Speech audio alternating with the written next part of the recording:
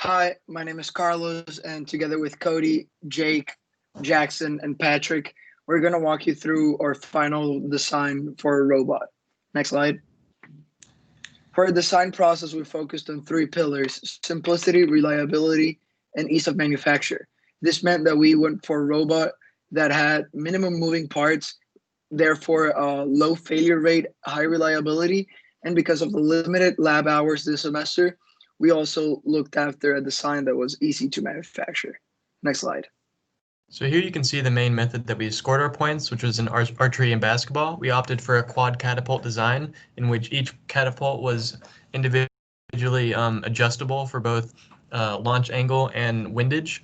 And you can see that we had kind of a novel trigger mechanism in which all four are released simultaneously. This was necessary in order to increase accuracy because if one launched before the others, it could cause the others to fall off. Next.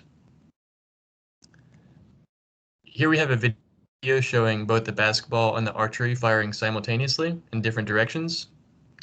And you can see that we were scoring reliably by bouncing the basketballs, which was an improvement from sprint 1. And here at the end, you can see the money ball mechanism extending and firing and scoring.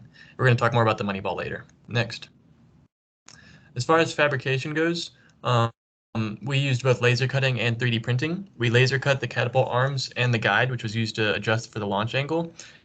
And we 3D printed the ping pong ball holder, which was the bucket on the end, and also the spool for the catapult trigger. And all these in conjunction gave us a lot of adjustability and very easy to manufacture. Next.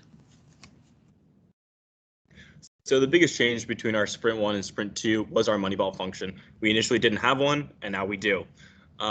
It's activated by a simple trigger mechanism. So 5 seconds after the catapults are fired, then the money ball function goes.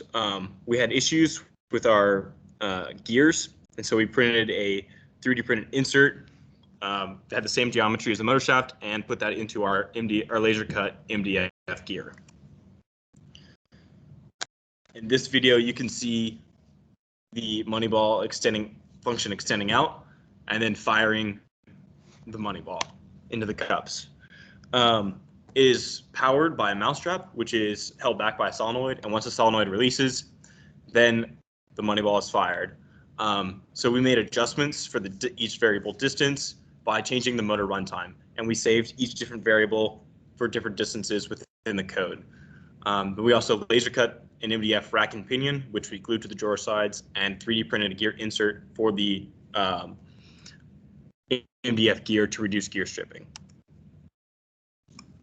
So here you can see our Sprint 1 versus Sprint 2 performance. You can see we made a small increase in archery with further testing.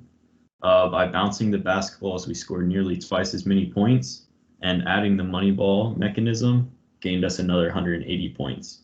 So this correlated to a net gain of about 400 points, and we're able to reach the maximum points for both Sprint 1 and Sprint 2.